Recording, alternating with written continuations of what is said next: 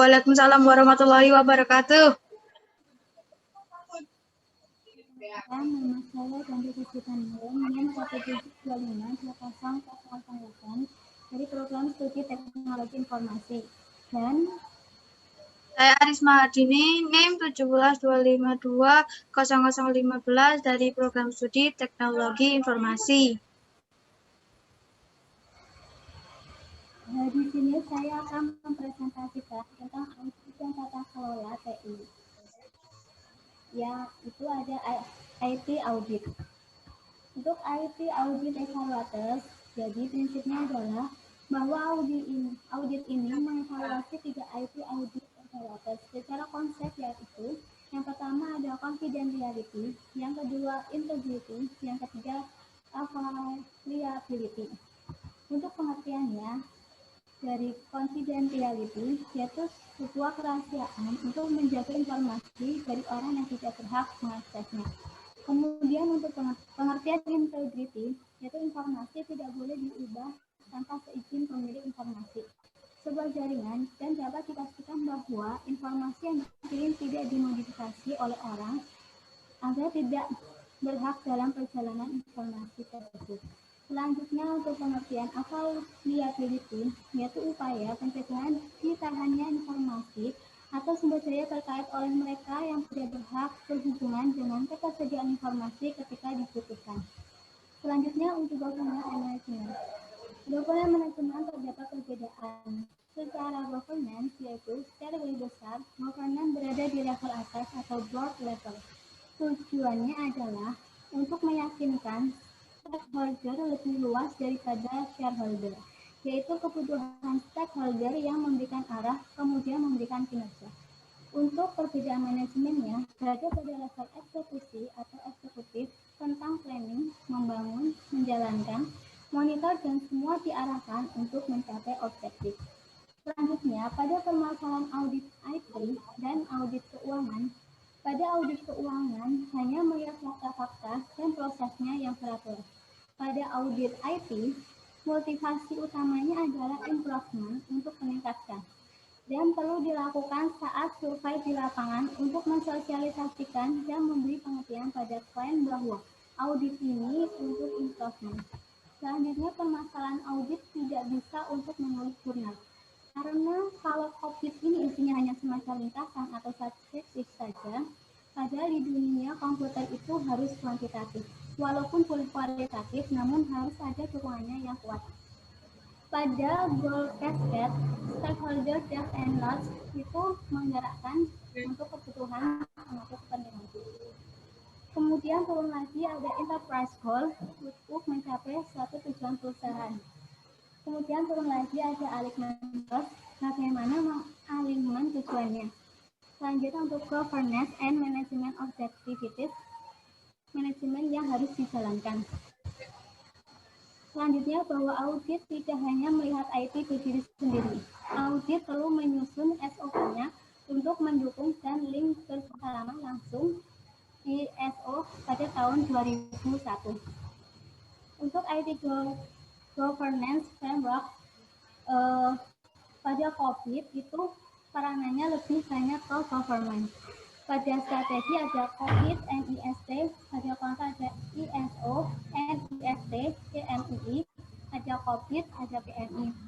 Kemudian pada manajemen, pada taktikal ada ISO, CMMI, NIST, dan PMI. Pada eksekusi ada ITIL, Vendor Specific Guidance, ISO. Selanjutnya untuk sukses strategi bisnis utilizing information technology. Jadi mulai dari awal yaitu visi, kemudian misi, kemudian bisnis proses teknologi dan informasi teknologi. Biasanya jika menurunkan secara metode dari metode bisnis teknologi yang forensinya adalah business school menjadi informasi teknologi yang IT school, mappingnya banyak metode. Kemudian alignment bisnis dan IT value creation, yaitu menyelaraskan antara bisnis dengan IT agar menimbulkan value creation, karena value creation ini yang dirasakan oleh para bisnis dalam hasilnya. Contohnya, seberapa besar investasi IT pada sebuah enterprise pada perusahaan? Kalau saya mempunyai tanaman jagung 1 hektar, pupuknya berapa banyak? Kalau pupuknya 1 kilo ataupun 1 kintal, mungkin kurang. Tapi kalau pupuknya banyak, 1 ton mati semua jagungnya. Jadi jumlah pupuk ada mutunya yang hasilnya makin banyak, malah makin turun. Sehingga optimalnya adalah 1 hektar produk, jadi yang dicari adalah linear yang naiknya hasil. Selanjutnya akan disampaikan oleh Bu Maharni. Apa yang ingin dicapai IT? Yang pertama yaitu alihnya support bisnis. Dari segi waktunya itu makin bagus supportnya. Yang selanjutnya itu controlled secure. Jadi IT dasarnya makin aman.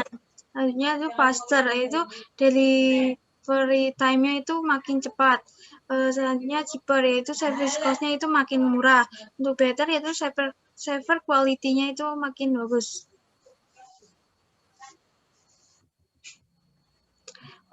Optimizing value creation from IT investment atau penciptaan nilai dari investasi TI, yaitu mencari berapa jumlahnya untuk sebuah perusahaan.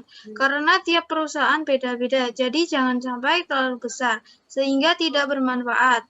Tetapi kalau terlalu kecil juga masih kurang. Mengukur strategi ini tidak mudah karena kadang-kadang kualitatif atau subjektif. Strategi bisnis. Measuring your strategy. It's simple but not easy. Maksudnya adalah sederhana tetapi tidak mudah. Berikut strategi mengukur kinerja bisnis. Yang pertama, mengoptimalkan pengelolaan proses bisnis. Yang kedua, meningkatkan tujuan bisnis. Yang ketiga, mengakui hal itu berkontribusi pada strategi bisnis.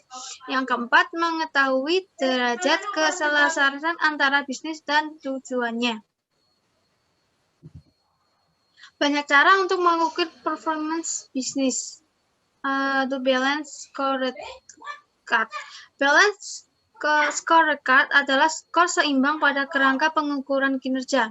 Terdapat 4 contoh. Yang pertama, belajar dan tumbuh. Yang kedua, proses bisnis internal. Yang keempat, pelanggan. Yang terakhir, keuangan. Yang terakhir, alignment bisnis dan IT, yaitu menyelaraskan dengan bisnis berarti menjembatani kesenjangan antara apa yang dijanjikan oleh teknologi dan apa yang sebenarnya diberikan.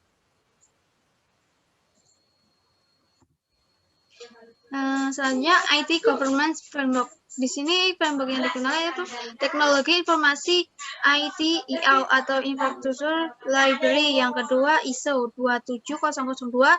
Yang ketiga yaitu COBIT atau Control Objective or Information and Related Technology. Yang selanjutnya prinsip COBIT. Di dalam audit ini dapat mengevaluasi sejauh mana IT ini bisa memenuhi kebutuhan bisnis, yaitu yang pertama IT resource meliputi data, application, teknologi, fasilitas, dan SDM-nya. Yang kedua, bisnis terdapat permintaan. Apa yang Anda butuhkan dan apa yang Anda dapatkan, apakah kebutuhan bisnis terpenuhi? Yang selanjutnya 3, information terdapat kriteria. Yang pertama efektivitas, yang selanjutnya efisiensinya, kerahasiaan, ada integritas, ketersediaan, kepatuhan, dan keandalan.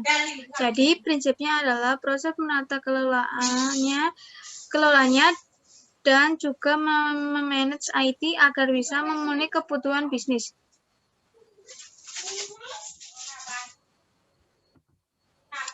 Selanjutnya audit evaluated-nya. Bagaimana mereka berhubungan dengan evaluasi? Hubungannya yaitu mulai dari tahap perencanaan proyek, pelaksanaan proyek, dan bagaimana investasi dijalankan.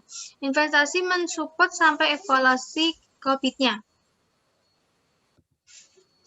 Selanjutnya IT audit proses. Proses yang dilakukan adalah mensosialisasikan di awal dengan keterbukaan manajemen sistem untuk memenuhi kebutuhan IT-nya. Tujuan utamanya adalah improvement. Jadi jika financial audit dijalankan, mereka juga menggerakkan IT audit. Prosesnya meliputi perencanaan, mempelajari, dan mengevaluasi kontrol. Yang selanjutnya menguji dan mengevaluasi kontrol, selanjutnya pelaporan, Selanjutnya mengikuti atau following, itu selanjutnya melaporkan laporan lengkap.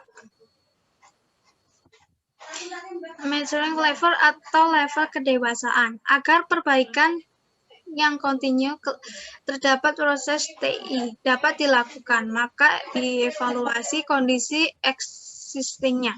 COBIT menyediakan kerangka identifikasi sejauh mana perusahaan telah memenuhi standar pengelolaan proses IT yang baik, yaitu menuju level kedewasaan. Sekian dan terima kasih presentasi dari kami. Mohon maaf apabila ada kesalahan atau kekeliruan. Kurang lebihnya mohon maaf. Terima kasih. Wassalamualaikum warahmatullahi wabarakatuh.